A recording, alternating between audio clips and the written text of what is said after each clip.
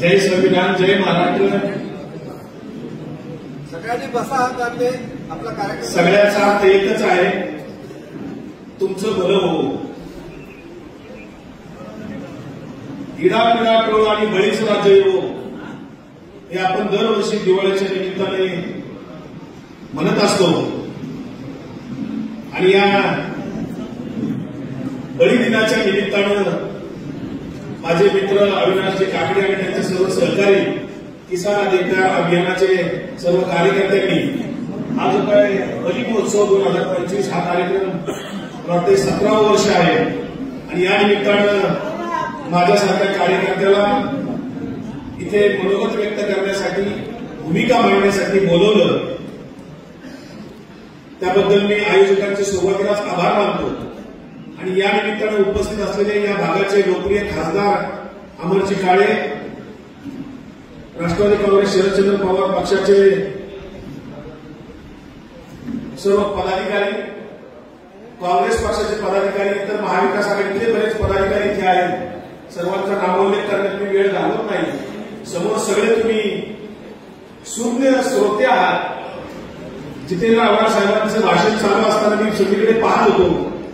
तुम्ही प्रत्येक जण शांतपणे कान इकडे ठेवून, कुणी मोबाईल हातात न घेता, आपापसात न बोलता सर्वजण ऐकत होता. तेव्हाच मला वाटलं की हे सगळे श्रोते दर्दी आहेत. ही गर्दी नाही तर दर्दी लोक आहेत. आणि म्हणून माझा उत्साह त्या निमित्ताने वाढत होता. आव्हाड साहेबांचं खरं तर ते सिनियर आहेत, आमच्या पक्षाचे विधिमंडळाचे नेते आहेत. त्यांच्यानंतर मी बोलतोय ज्युनियर. खरं क्रमवारी चुकते, परंतु त्यांना पुढच्या काही कार्यक्रमाच्या निमित्तानं जायचा घाई असल्यामुळे क्रम चुकीचा जर लागलाय. तरी पण मी माझी भूमिका तुमच्यासमोर जे राहिले ते मांडतो. जितेंद्र आव्हाड संध्याकाळपर्यंतही बोलू शकले असते, परंतु त्यातले जे काही मुद्दे राहिले किंवा मला जो विषय इथे दिसतोय, श्रवण संस्कृती, महामानवता संघर्ष आणि वर्तमान समाजातील आव्हाने, हा जो विषय आहे, ही श्रवण संस्कृती म्हणजे नेमकी कोणती संस्कृती? श्रवण परंपरा होती, ती श्रवण परंपरा आणि त्याच्या विरोधात दुसरी परंपरा कोणती होती?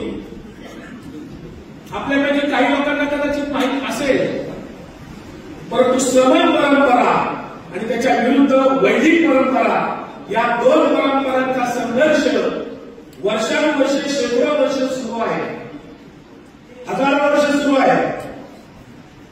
गौतम बुद्धांपासून भगवान महावीरांपासून तो सुरू आहे. 2,500-3,000 वर्षापासून तो संघर्ष सुरू आहे. बळीराजापासूनही तो सुरूच आहे. बळीराजाला पाताळात गाडलं. कोण होता हा बळीराजा?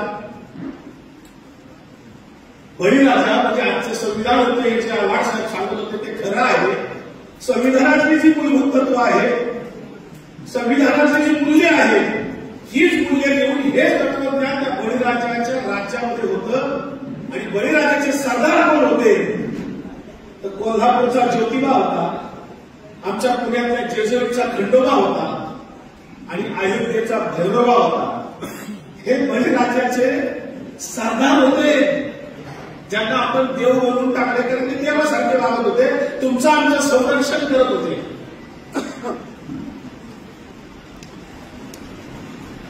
आज दिवाळी आहे. दिवाळी असताना सुद्धा तुम्ही या ठिकाणी जमलेला आहात. वारकरी संप्रदायाचा उल्लेख झाला. संत शिरोमणी नामदेव महाराज म्हणाले 12 शतकामध्ये, आम्हा सापडले वर्म करू भागवत धर्म. नीट लक्षात घ्या, आम्हा सापडले वर्म करू भागवत धर्म. वर्म म्हणजे काय? काय वर्म म्हणजे काय? जुन्या लोकांचे शब्द आहे. वर्म म्हणजे बायला नेसकट पोचली तर बैल वरामतो. तसं वर्म सापडलं म्हणजे आम्हाला औषध सापडलं, इलाज सापडला, हत्यार सापडलं, असं नामदेव महाराज म्हणाले. आणि जगातलं पहिलं हरिकीर्तन पंढरपूरच्या वाळवंटात केलं, चंद्रभागेच्या वाळवंटात केलं, कारण मंदिरात प्रवेशच नव्हता. मंदिरात प्रवेश नव्हता. तुमच्यापैकी कुणी पंढरपूरला गेला असेल, जात असेल, तुम्हाला माहिती आहे पंढरपूरच्या मंदिराच्या बाहेर पहिलं चोख व्हायचं म्हणजे चोखोबाची समाधी आहे. चोखोबाला स्पर्श करायचा, चोखोबाचं दर्शन घ्यायचं, मग नामदेव बाईने म्हटलं ते नाम घ्यायचं, मग विठ्ठलाचं दर्शन आहे. चोखोबाला नामदेवांना पंढरपूरच्या विठ्ठलाच्या पायाचे स्थान मिळालं. पंढरपूरच्या मंदिरात प्रवेश नव्हता. साडेगुरुजींनी तिथे दीर्घकाळ उपोषण केलं मंदिर प्रवेशासाठी, आणि मंदिर प्रवेश सुरू झाला. वर्धा म्हणलं की डोळ्यापुढे जगाच्या समोर पहिलं नाव येतं ते महात्मा गांधींचं नाव येतं, विनोबा भावेंचं नाव येतं.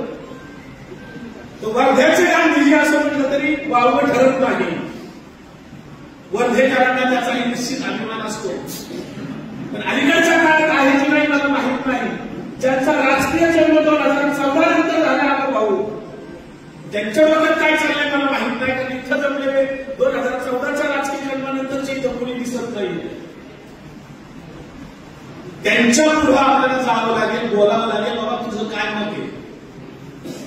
ज्या वारकरी संप्रदायाचा उल्लेख झाला ते संत श्रेष्ठ ज्ञानेश्वर महाराज म्हणाले, मी अविवेकाची काजळी घोडोली विवेक दीप उजळी तरी योग्या साधवी दिवाळी निरंतर.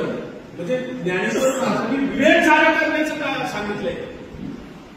विवेक जागा करण्याचं काम ज्ञानेश्वर महाराज करत होते. हा विवेक आज पुन्हा जागा करण्याची गरज आहे. सरकारचाही विवेक केलेला आहे आणि 2014च्या नंतर ज्यांचा राजकीय जन्म झालाय त्यांचाही विवेक हरवलेला आहे. आणि म्हणून पुन्हा ज्ञानेश्वर महाराजांनी जो विवेक सांगितला, विवेक जागा करण्याचं काम करत होते, ते पुन्हा आता करायची गरज आहे. अंधारातून उजेडाकडे जाण्याची पुन्हा गरज आहे. अंधार झालेला आहे, आपल्याला पंथी बनून काम करावं लागेल. ज्या महात्मा फुलेंचा इथे उल्लेख झाला, बळीराजाच्या अनुषंगाने महात्मा फुलेंनी लिखाण केलं. गुलामगिरी नावाचं त्यांचं पुस्तक आपण प्रत्येकाने वाचलं पाहिजे. नवे कोणालाही कुठल्याही कार्यक्रमात भेट द्यायचं असेल तर महात्मा फुलेंची पुस्तकं भेट द्या. ते गुलामगिरी असेल, शेतकऱ्यांचा आसुर असेल, सार्वजनिक संत धर्म असेल, ही पुस्तकं भेट द्या. जगद्गुरु तुकाराम महाराजांची गाथा भेट द्या. महात्मा गांधीचं सत्याग्रह प्रयोग द्या. ही पुस्तकं वाटा. शाळा सुरू काही उपयोग नाही. वाचलं तर वाचलं, देऊ तर खरं. काय श्रवण परंपरा? श्रवण परंपरा सांगते प्रगती, श्रवण परंपरा सांगते समता, श्रवण परंपरा सांगते सर्वधर्म समभाव, श्रवण परंपरा सांगते समता, मानवता, बंधुता, जे संविधानात मूल्य आलेली आहे ती श्रवण परंपरेतच आलेली आहे. संतांचा जो विचार होता त्या संतांच्या विचाराची मूल्य संविधानात आली. जगद्गुरु तुकाराम महाराज म्हणजे सगळं असे येथे आहे अधिकार. हा समतेचा अधिकारी देश आहे संविधानात. नामदेव महाराज म्हणजे यारे यारे लहान भले यातील ज्ञानी स्त्री पुरुष समानता इथं आली. पुन्हा सगळे संतांचे विचार संविधानात येईल. हे लक्षात घ्या. जन्मता आपण एक माणूस असतो. हा महत्वाची गोष्ट सांगतो. जन्मता आपण एक माणूस असतो ना. जन्माला आलेल्या बाळाला माहिती असतं का मी कोण आहे. त्याच्या अंगावर शरीरावर काय गोंधळ येतं का जन्मता? असं कपडा शिक्का येतो का? हा ओबीसी आहे, हा आमका आहे, हा मुस्लिम आहे, हा हिंदू आहे, हा दलित आहे, हा एसटी आहे, कोण आहे असं काही येतं का? जात पात धर्म. खरं तर जात पात धर्म हे सगळे मानव निर्मित आहे. ईश्वर निर्मित नाही, निसर्ग निर्मित नाही. जन्मता आपण फक्त एक माणूस असतो. जन्मता आपल्या भोवती जन्मल्यानंतर पहिलं रिंगण तयार होतं. 6 वर्षाचं झाल्यावर मेंदूची पूर्ण वाढ होते. पहिलं रिंगण आपल्या भोवती तयार होतं, ते कुटुंबाचं रिंगण तयार होतं. त्या कुटुंबाच्या रिंगणात वावरत असतं ते बाळ 6 वर्षाचं, 8 वर्षाचं, 10 वर्षाचं बाळ. ते 12 वर्षाचं झाल्याच्या नंतर त्याच्या भोवती दुसरं रिंगण तयार होतं. त्याला कळायला लागतं कुटुंबाच्या रिंगणात तो कसा कसा बाहेर पडतो. दुसरं रिंगण त्याच्या भोवती तयार असतं. ते असतं म्हणजे भावकीचं रिंगण तयार असतं. म्हणजे तो म्हणतो कोणत्या का कुटुंबातला असं पण लवंडे आहे ना, काकडे आहे ना, काळे आहे ना, पण आपलाच भावकी त्याचं जग असतं. त्या 12 वर्षाच्या 14 वर्षाच्या 15 वर्षाच्या मुलाचं ते रिंगण तोडून तो जेव्हा बाहेर जातो आणखी पुढे, तेव्हा तिसरं रिंगण त्याच्या भोवती असतं 18 वर्षाच्या झाल्यावर. ते रिंगण असतं जातीचं. तो म्हणतो कोणत्या का कुटुंबातला असेल ना, जंगलात बाहेर जायचं ना, कुटुंबात त्यांनी आधी जावं, ज्याला जायचं त्यांनी माझ्या बाकीच्या अगोदर जावं, मी थांबतो जरा बोलतो. ते डिस्टर्ब होतं, तुम्ही ये जा करणार.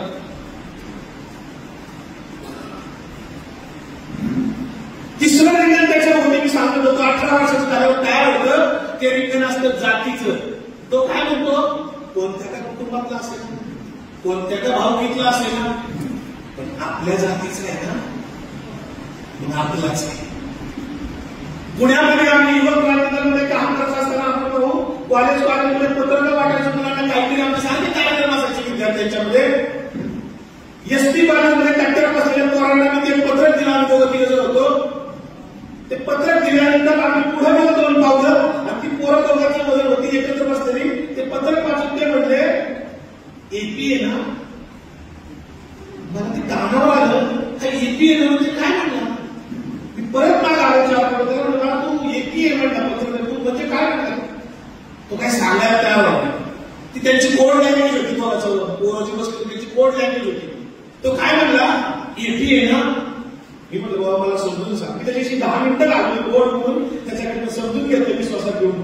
आम्हाला तो काय म्हणला माहिती, एपीचं नाव किंवा त्याची कोड लँग्वेज काय होती, आपल्यापैकी आहे ना.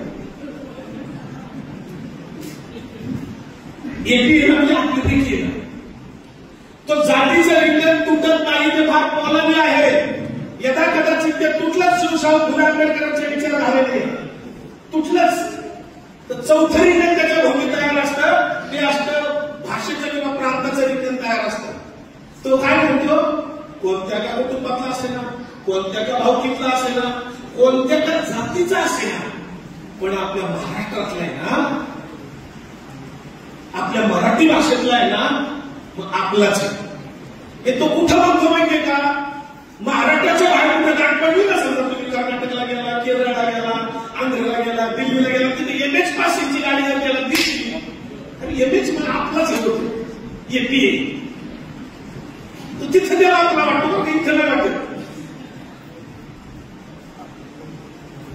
बाहेर महाराष्ट्राच्या बाहेर गेला तो म्हणतो एपीए आपल्या पैकीचे.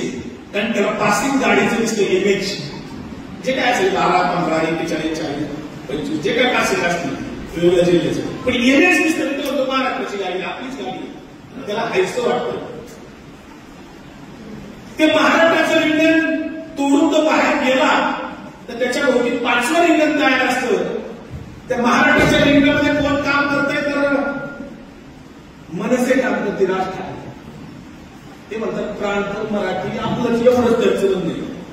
आता प्रांताचं रिंगण तोडून गेलं 5वं रिंगण त्यांच्या भोवती तयार असतं आपल्या भोवती. ते असतं धर्माचं रिंगण, जिथे भारतीय जनता पार्टी काम करते. त्याला विचारलं तू कसं काय, तो कोणत्या का कुटुंबातला असेल ना, कोणत्या का भावकीतला असेल ना, कोणत्या का जातीचा असेल ना, कोणत्या का राज्यातला असेल ना, पण हिंदू आहे ना, मग आपलाच आहे. ते बाहेर भेटलं होतं म्हणतो, तिथं जात विचारत नाही. हिंदू आहे का, मग जय श्रीराम. कारण रामाची आपण झालो रामाची पार बंधनी चालवली दररोज जय श्रीराम म्हणून. अरे आमचा पिढ्यापार मंत्र वारकरी संप्रदायातला रामकृष्ण हरिमंत्री आहे. आमचे आजोबा पंजोबा खापर पंजोबा पिढ्यापार आमच्या सकाळी पण भेटलं तर रामराम म्हणतात, रामकृष्ण हरी म्हणतात. तुम्ही कुठून जय श्रीराम आणला. 7-24 तास मनुष्य मानली नाही. कुणाला मारतो कळतच नाही. कुणाला दाखवता तुम्ही तो राम, मुस्लिमांना दाखवता.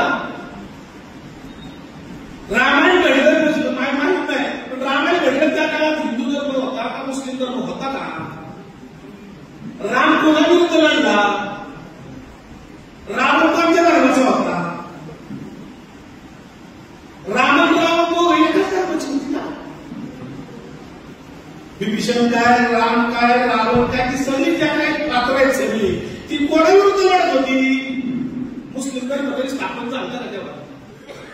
इस्लामची स्थापना तरी झाली का? मग आता राम बाग कोणाला दाखवतो तुम्ही? हा साधा सवाल आहे. त्या रिंगणातले लोक जे आहेत, हिंदू धर्माचं ते 6वं रिंगण आहे, त्या रिंगणात वावरलेले लोक जे आहेत ते भारतीय जनता पार्टीचे लोक आहेत. ते म्हणतात आम्हाला हिंदू राष्ट्र करायचंय. ते हिंदू राष्ट्राच्या संकल्पनेकडे मी पुढे येतो. ही रिंगण संपवताली. हे कसं असं रिंगण जर तोडायचं म्हणलं तर जातीच्या रिंगणाच्या 4 पट जाड रिंगण येते. 4 पट. सहजासहजी तुटत नाही. शिवशाहू फुले आंबेडकरही दमले, संतही दमले, महात्मा गांधी दमले, सगळेच दमले, पण ते धर्माचं रिंगण काय तुटत नाही. यदा कदाचित शरद पवार सारख्या साहेबांनी जर रिंगण तोडलं, राहुल गांधी सारख्यांनी जर रिंगण तोडलं, तर ते 6वं रिंगण जे आहे धर्माचं ते तोडून पुढे गेल्यानंतर राष्ट्र नावाचं रिंगण असतं आणि तिथे शरद पवार, तिथे राहुल गांधी काम करतात. ही राष्ट्रवादी आहे आमची. राष्ट्रवादीमध्ये हे जे म्हणतात ना राष्ट्रप्रथम, त्यांचा नारायण आरक्षणचा राष्ट्रप्रथम. ते राष्ट्रप्रथम म्हणजे प्रश्न विचारायचा, ते राष्ट्रप्रथम म्हणजे नेमकं काय करू?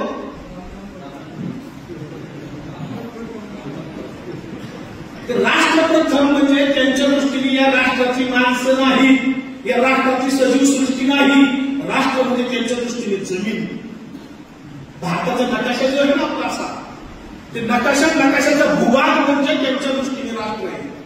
त्या राष्ट्र नावाच्या एरियातली लोक किंवा सजीव सृष्टी त्यांना काही घेणं घेणं नाही.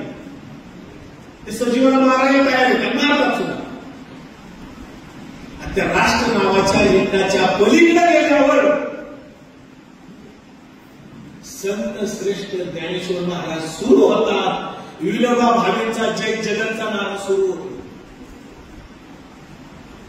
राष्ट्र नावाचं रिंगण तोडायचे बघा. माऊली म्हणले आता विश्वास मध्ये ठेवे, येणे मागे दोषावे दोषोनी मध्ये द्यावे पसाय जाणे. आता विश्वास मध्ये गेले म्हणले ज्ञानेश्वर महाराज. इथं आता वर्धा माझी देवी म्हणायची तरी आपली तयारी आहे का? वर्धा माझी देवी, महाराष्ट्र माझं देवी म्हणायची तरी आपली तयारी आहे का? भारत माझा देवी म्हणू शकतो का आपण? आपली भावकी एकत्र नाही राहिली आता. ज्ञानेश्वर महाराजांचे हे विश्वच माझे घर हा मंत्र आपल्याला पचेल का? विनोबा भावेंचं जय जगतचा नारा आपल्याला पचेल का? जय जगत तो आम्ही त्याचा आराखडे खाली अजून हे रिंगण तुटायला बघा. तुम्ही आता स्वतःला प्रश्न विचारून बघा, आपण कोणत्या रिंगणात आहोत सध्या? भावकीच्या रिंगणात आहोत, जातीच्या रिंगणात आहोत, प्रांताच्या रिंगणात आहोत, की धर्माच्या रिंगणात आहोत, की राष्ट्राच्या रिंगणात आहे? वैश्विक रिंगणात तर नक्कीच नाही, पण निदान राष्ट्राच्या रिंगणापर्यंत हा प्रवास चालू आहे का? ती धडपड आहे का आपली? की मधली रिंगण तोडायची तयारी आपली आहे का? की मध्ये जय श्रीराम म्हणण्यात आपलंच आहे? जय श्रीराम आपलं नाही, आपलं रामकृष्ण आहे, आपलं रामराम आहे.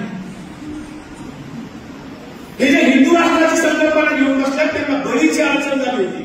म्हणूनच वामनाच्या अवतारातून बळीला गाठलं गेलं, बळीला संपवलं. कारण बळी समता, बंधुता, सामाजिक न्यायाचं विचार करत होता, त्या पद्धतीचं राज्य चालवत होता. म्हणून आपण पुन्हा पुन्हा पुन्हा पुन्हा म्हणतोय इडापिडा टळून बळीचं राज्य येऊ. आवाडसाहेब म्हणजे ते बरोबर आहे. आत्ताचं बळी संविधानाचं राज्य येऊ. संविधानाचं राज्य जर खरोखर खाली आलं तर आपल्याला निश्चितपणे समता, बंधुता, सामाजिक न्यायाकडे जात आहे. शेवटचे 2-3 मुद्दे सांगतो आणि थांबवतो. मला वेळ जी दिली, मला वाटतं 20 मिनिटं दिली, 5 मिनिटं घेतो आम्ही संपवतो. महात्मा फुले असं म्हणाले, त्यांचे खंड होते,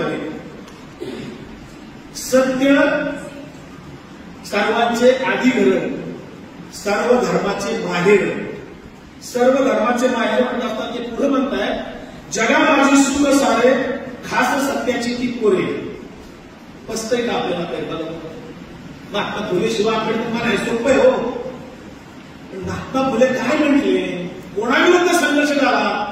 मित्राच्या, ब्राह्मण मित्राच्या वरातीत ते गेले, त्या लग्नाच्या वरातीत गेले. शूद्र माणूस आपल्या वरातीत कसा काय आला म्हणून महात्मा फुलेंना ढकलून दिलं, तिथून धक्के देऊन बाहेर काढलं. तिथं त्यांचा आत्मसन्मान दुखावला तर तिथे ज्योतिबा फुल्यांचा महात्मा फुले होण्याची प्रक्रिया सुरू झाली. ज्या पद्धतीने महात्मा गांधींना फर्स्ट क्लासच्या डब्यात ढकलून दिलं, ते ढकलून दिलं नसतं तर मोहनदास करमचंद गांधी नावाचा युवक राष्ट्रपिता महात्मा गांधी कदाचित झालाच नसता. महात्मा फुलेंच्या आणि महात्मा गांधींच्या ते दोन समान गोष्टी आहेत.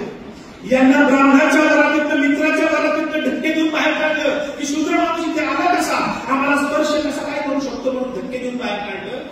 आणि गांधीजी गौरवर्गाच्या पहिल्या क्लासच्या फर्स्ट क्लासच्या डब्यात बसले म्हणून त्यांना धक्के देऊन बाहेर काढलं. फर्स्ट क्लासचं तिकीट असताना तिथे त्यांचा आत्मसन्मान दुखावला.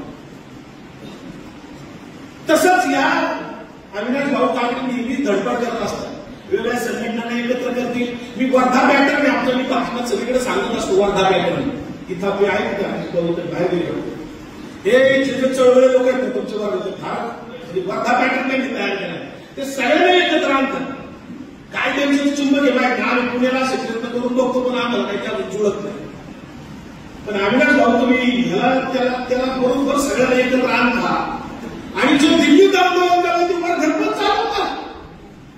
12 महिने शेतकऱ्यांचं आंदोलन चालू ते वर्धन चालवू शकता. सोपी गोष्ट नाही. सगळी राष्ट्रीय पातळीवरच्या विषयाचे आंदोलन वर्ध्यात होतात आणि सगळे एकत्र येऊन होतात. हे वर्धेकरांचं खरं कौतुक आहे. वर्धेकरांनी हा महाराष्ट्र आणि देशात खरं चांगला संदेश केला.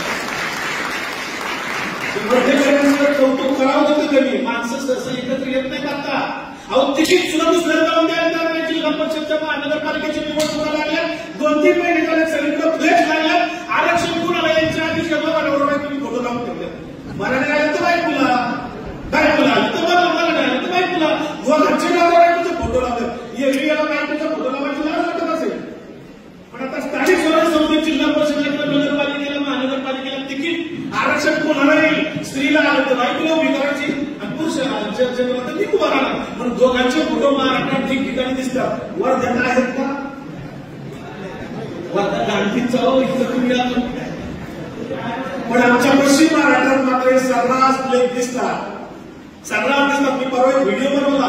सत्याग्रही नावाचे युट्यूब चॅनल आहे माझं, त्याच्यावर तुम्ही जरूर माझे वेगळे व्हिडिओ ऐकू शकता. सत्याग्रही माझं युट्यूब चॅनलचं नाव आहे सत्याग्रही. तर परवाच एक व्हिडिओ बनवलाय. आम्हाला मुंबईला वेळ होतो ऐकलं आपण बरेच वर्ष की निवडणुकाच्या वेळेला की इकडचा माणूस तिकडे जातो, तिकडचा इकडे येतो, नाही का स्थलांतर होतं, पक्षांतर केलं जातं. आता ते आंदोलनी पडलं आपल्या. पण आता नवीनच पॅटर्न निघालाय. एकाच वेळेत 2 पक्ष करायचे. बाप इकडे पोरला इकडे तर समजा 2 वर्ष झाले पण एकच माणूस 2 पक्षात सुद्धा असतो. तो अजितदादाच्या पक्षातही काम करतो आणि पवार साहेबांच्या पक्षातही असतो. तो उद्धव ठाकरेच्या पक्षातही असतो, पक्षात पण असतो. तो भाजपमध्ये पण असतो, राजकारणाच्या पक्षामध्ये पण असतो. तो इकडेही असतो, तो तिकडेही असतो. हे नवीन पॅटर्न येतात बघा. तुम्ही चेक करा. इकडे कदाचित नसेल तर तुम्हाला गांधी विनोबा अडचणीचे ठरलेले असतात. गांधी कदाचित तिथं तुम्हाला जागा करत असेल हे बाबा असं केलं तर काय म्हणतील लोक. पण तिकडे फार सोडून गेले बघा आमच्याकडे अक्षरशः 2 इकडे असतात. त्याच्यावर मी व्हिडिओ बनवलाय. हिंदू राष्ट्र म्हणजे काय माहितीये का? शेवटचं सांगतो आणि थांबतो. हिंदू राष्ट्र म्हणजे मनुस्मृतीवर आधारित इथं राष्ट्र निर्माण करायचं. स्त्रियांना कुठले अधिकार द्यायचे नाही. आवड साहित्य साबरमती शूद्र ते बरोबरच आहे. संतांना का त्रास झाला? हे पडळकर संग्राम जगताप वगैरे सध्या फार हिंदुत्वाचं सारखी भाषण करतात. नितेश राणे वगैरे तुम्ही बघत असाल. इकडे मी धर्मात नाही का फाराकडे पण ते तिकडे करतात. पण बघा मी त्याला केली होती तुम्हाला युट्यूबला. फडणवीसांनी सोडलेली ज्ञान बघा इकडून येतात. हे हिंदू राष्ट्र नाही त्या नगरी प्रश्न विचारलं नाही सांगता येत नाही. हिंदू राष्ट्र म्हणजे हिंदू राष्ट्रात काय सांगितलं? सनातन धर्म यांच्या वर्णव्यवस्था सांगितली. ब्राह्मण क्षत्रिय वैश्य आणि शूद्र. आता ब्राह्मण कशात जन्माला मनुस्मृतीत सांगितलं, ऋग्वेदात सांगितलंय. ब्राह्मण जन्माला तो मुखातून जन्माला आला, क्षत्रिय कुठून जन्माला आला तो बाहूतून जन्माला आला, वैश्य कुठून जन्माला आला तर पोटातून आला आणि शूद्र कुठून जन्माला आला तर कमरेच्या खाली जन्माला आला, पायातून जन्माला आला. हे ऋग्वेदात लिहिलंय, मनुस्मृतीत लिहिलंय. हे लोक मनुस्मृती सुद्धा कधीच निषेध करत नाही. का म्हणजे देवेंद्र फडणवीसांचा या व्यासपीठावर मला निषेध करायचा आहे. महात्मा फुलेंच्या आपण प्रतिमेचं पूजन केलं. काल नागपूरमध्ये आपण भाऊ महाज्योती ऑफिसचं उद्घाटन केलं देवेंद्र फडणवीसांनी बावनकुळेंनी. त्या देवेंद्र फडणवीसांनी महाज्योती कार्यालयाचं महात्मा फुलेंच्या नावाने जे संस्थानाचं उद्घाटन केलं. उद्घाटन करत असताना वैदिक परंपरेचं वेद वगैरे योग विधी केला. ज्या महात्मा फुलेंनी ते नाकारलं होतं.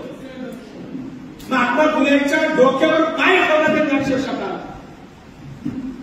काय केलंय नागपूरमध्ये त्याचा मोठ्या प्रमाणात निषेध झाला पाहिजे. महाज्योती कार्यालयाचे निषेध करताना तुम्ही वेद परंपरेचं मंत्र म्हणता. अरे ज्या महात्मा फुलेंनी आम्हाला जागा केला आणि सांगितलं आमच्या पत्रिका लग्नाच्या काढतात. इथे बसलेले सगळे सिनियर लोक आहेत. मला त्यांना प्रश्न विचारायचा आहे.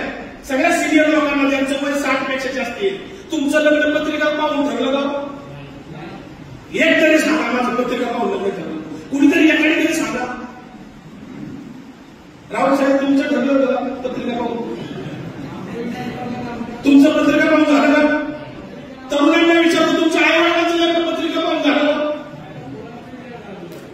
महात्मा फुलेंनी सव्वाशेला शब्द सांगून ठेवलंय. पत्रिका काढणारा तोच, पत्रिकेतले दोष दाखवणारा तोच आणि त्याच्यावर निवारण करणारा तोच. किती भारी धंदा आहे ना. हे शब्द माझे नाही महात्मा फुलेंचे. काय विचारायचे त्यांना विचारा. छगन भुजबळांना सांगता येत नाही का त्या मेळाव्यात जातात ते सारखे. ओबीसींना सवर्णांच्या मानसिकतेत घालायचं काम चाललंय सध्या.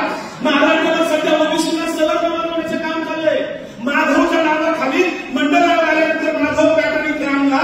पण ओबीसीचं आरक्षण पवार साहेबांनी जेव्हा 94 साली दिलं ज्याच्यामध्ये कुणबीचा उल्लेख आहे म्हणून त्यांचं आंदोलन सुद्धा टिकून आहे. जर 94च्या जिहामध्ये कुणबीचा उल्लेख नसता तर जरांगे पाटलांनी सुद्धा आंदोलनात टिकलं नसतं. मराठा म्हणून आरक्षण घेणं ही वेगळी गोष्ट आहे आणि मराठ्यांनी प्रमाणपत्र पुराव्याच्या आधारे कुणबी मिळवलं ही वेगळी गोष्ट आहे. त्या ओबीसीचा जेव्हा निर्णय घेतला युपीसीकांनी मंडळ आयोगाच्या अंमलबजावणीचा आणि त्याची अंमलबजावणी महाराष्ट्रामध्ये पवार साहेबांनी पहिल्यांदा केली. त्या मंडळ आयोगाच्या अंमलबजावणीच्या वेळेस भारतीय जनता पार्टीने युपीसीच्या सरकारला दिलेला पाठिंबा काढून घेतला. ते सरकार पाडलं. मंडळ विरुद्ध कमंडळ अशी यात्रा या महाराष्ट्रामध्ये या देशामध्ये काढली. रथयात्रा काढली. 92 साली बाबरी मस्जिद पाडली. हिंदू मुस्लिम केलं.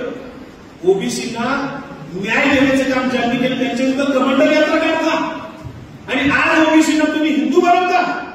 आमचा आजचा ओबीसी कदाचित एका दिवशी अचानक हिंदू होतो. हिंदू होतो म्हणजे त्याला माहितच नाही मी शूद्र आहे. अहो नावं पण बघा आमची पहिली कशी आहेत. आमच्या आजच्या पंचांची नावं आमच्या वडिलांची नावं बघा. जर मूल जन्माला आलं ब्राह्मणाच्या घरात जर जन्माला आलं तर मुलाचं नाव सुगंध आणि पावित्र्याशी संबंधित ठेवतात. त्याचं नाव घेताच आपल्याला सुगंध जर काही यावा पवित्र वाटावा अशी नावं ठेवली जातात. ती देव आणि सुगंधाशी समान ठेवली जातात. उदाहरणार्थ देवेंद्र, कौस्तुभ, मकरंद, मार्तंड ही नावं कोणाची? क्षत्रियांच्या घरात जर मूल जन्माला आलं तर पूर्वी नावं त्याचं नाव असं ठेवायचं की त्याचं नाव घेतात समोरच्याला भीती वाटली पाहिजे. ते वाळ्यात तिरंगा असलं 2 मुठी त्या खाली पडा ना त्याचं नाव ठेवताना असं ठेवायचं संग्राम सिंह, जय सिंह, विजय सिंह, प्रताप सिंह, सिंह. भीती वाटली पाहिजे त्याचं नाव घेतात. वैश्याच्या घरात जर मूल जन्माला आलं बघा मी सांगतो ते कदाचित तुम्ही याच्या ऐकलं मला माहिती नाही. ती नाव आहे चेक करा टाईप चेक करा. वैश्याच्या घरात जर मूल जन्माला आलं तर त्याचं नाव हिरे माणिक माती पोती याच्याशी संबंधित ठेवायचे. हिरे माणिक पोतीशी तो जणू काय त्याचं नाव घेतच आपल्याला असं वाटलं पाहिजे. प्रचंड श्रीमंत असणार कुबेराचं असणार म्हणून कुठल्याही वैश्याचं नाव बघा तुम्ही माणिकचंद, हिराचंद कुणाची नाव आहे? माणिकचंद, हिराचंद कुणाची नाव आहे?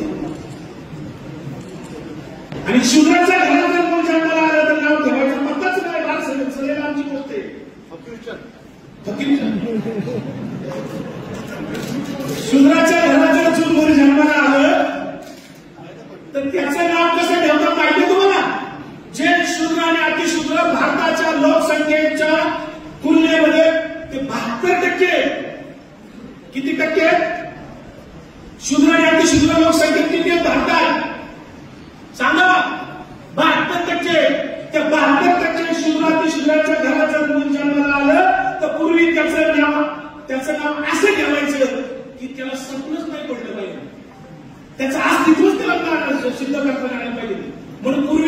काढून टाका तुम्ही. इकडं तिकडे आहेत तरी मला माहित नाही. मी अविनाश भाऊ मला बसले विचारत होतो आमच्याकडे आहे तुमच्याकडे आहेत का बघा. त्याचं नाव कमी पाणी ठेवायचं काहीतरी. किरू, कचरू, उकांड्या, बारकू, दगडू, लहानू, दगडू. विलासराव देशमुख म्हणायचं तो दगडू तो दगड दगड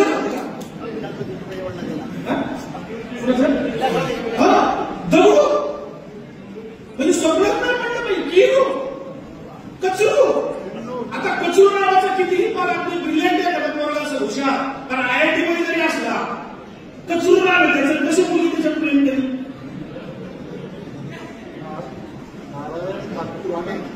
नारळ टाकू टाकू ते नितेश राणे विचारतो का तुझ्या आजच्याचं टाकू आहे काय लागलं टाकू कसं काय असू शकते ही नाव. आणि बळजबरी ठेवलीच होती तुम्ही हसताय तुम्हाला पटतंय. अलीकडच्या काळात काय विश्वास 25 वर्षात आता कशी नाव कोणी कुणाचं ठेवते पण पहिली नावं सगळी अशीच आहे. याचा अर्थ असा तुम्हाला तुमच्या जागा दाखवून ठेवलेलं आहे. तुम्ही क्षुद्र आहात म्हणून तुम्ही दगडू, केरू, कचरू, लाडू, बारकू आणि 6 तासाचा जरी गडी असला 6 फुटाचा रगाड गडी असला 4 जणांना तरी सुद्धा त्याचं नाव बारकू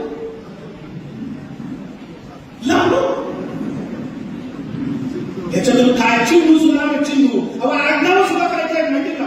डुकरे, कोल्हे, मांजरे, कुत्रे, गाढवे हे आमच्याकडे नाव आहे ना कोणी लिहिलं तुमच्याकडे पण आहेत ना. ही काय सांगले ह्या बाळांकडे हलवते काय नाव आहे यांची नावं लपवलेली असतात. ज्या छत्रपती शिवाजी महाराजांच्यावर पहिला वार केला तो कृष्णाजी भास्कर त्याचं इतिहासात आडनाव लपवलं. तो कृष्णाजी भास्कर कुलकर्णी होता आणि आपल्या देशाच्या सरन्यायाधीशावर भूषण गवईंच्यावर फूट मारण्यावर सुद्धा त्यांनी सुद्धा त्याचं नाव लपवलं. त्यांनी राकेश किशोर नाव सांगितलं. त्याचं नाव राकेश किशोर तिवारी आहे. आपल्या कार्यकर्त्यांनी शोधून काढलं नाव लपवलं. सगळ्या वर्तमानपत्रात टीव्ही चॅनलला बातमी फक्त राकेश किशोर मी मला असं झालं कुठल्याही चॅनलने तो राकेश किशोर तिवारी आहे हे सांगितलं नाही. इतिहासामध्ये आपण सुद्धा हेच केलं. कृष्णाजी भास्कर कुलकर्णी होता हे कुठंच लिहिलं नाही. शोधून काढावं लागलं. ज्येष्ठ विचारवंत साळुंखे तात्या यांचं बळीवंश नावाचा ग्रंथ तुम्ही जरूर घ्या. विद्रोही तुकाराम नावाचा ग्रंथ जरूर घ्या आणि वाचा. घरात ठेवा तुमच्या पिढ्यांना वाचू द्या. बळीवंश काय होता ते साळुंख्यांनी संशोधन करून ग्रंथ लिहिला. विद्रोही तुकाराम नावाचा ग्रंथ लिहिलाय. देव कुठे कुठं गेले. कुठल्याही संतांच्या तीर्थक्षेत्राच्या ठिकाणी यज्ञ याग विधी होम हवन होत नाही कारण संतांनी कर्मकांडाला विरोध केला होता. ज्ञानेश्वर महाराजांनी हरिपाठात सांगून ठेवलंय योग याग विधी एरेन सिद्धी वायाची उपाधी दंभ धर्म. योग याग विधी करून तुम्हाला कुठलाही सिद्धी मिळणार नाही. ज्ञानेश्वर महाराजांनी 12व्या शतकात सांगितलं. त्या संत श्रेष्ठ ज्ञानेश्वर महाराजांच्या आईवडिलांना देहांत प्रायश्चित्त घ्यायला लागणारे लोक कोण होते. मुसलमान होते का. आमच्या जगद्गुरु तुकाराम महाराजांच्या गाथा इंद्रायणी बुडवायला लागणारे मुसलमान होते का. कुणी छळलं तुकाराम महाराजांना. कुणी आमच्या छत्रपती शिवाजीराजांच्या राज्याभिषेकाला विरोध केला होता. कुणी संभाजीराजांना त्रास दिला. कुणी आमच्या महात्मा फुले सावित्रीबाई फुल्यांना शेण चिखल दगड मारली. कुणाची सुपारी दिली होती. कोण होते लोक हे. महात्मा गांधींचा खून करणारा कोण होता. मुसलमान होता का. आणि हिंदू मुस्लिमांच्या दंगली होत होत्या बंगालमध्ये. महात्मा गांधी तिथं गेले तर हिंदू शांत व्हायचे मुस्लिम शांत व्हायचे. ब्रिटिशांचे सैनिक सुद्धा हातरायचे. माउंट बॅटन मधला 1 मॅन आर्मी गांधीजीला म्हणला 1 मॅन आर्मी. आम्ही एवढे 50,000 सैनिक लावतो तरी दंगल थांबत नाही पण हा बाबा एकटा गेला दंगल थांबती. 1 मॅन आर्मी. त्या महात्मा गांधींचा पण ब्रिटिशांनी केला नाही मुसलमानांनी केला नाही. जे गांधी म्हणत होते मी सनातनी आहे मी हिंदू आहे त्याच हिंदुत्ववाद्याच्या पिलावळीतला पहिला आतंकवादी देशातला जोराम त्याने खून केला. कलबुर्गी दाभोळकर पानसरेंचा खून करणाऱ्या अववादी कोण होत्या. राहुल गांधींना ट्रोलिंग करणारे शरद पवारांना ट्रोलिंग करणारे सोनिया गांधींना ट्रोलिंग करणारे पिलावळी कुणाच्या आहे. हे प्रश्न आपल्याला पडणार की नाही पडणार?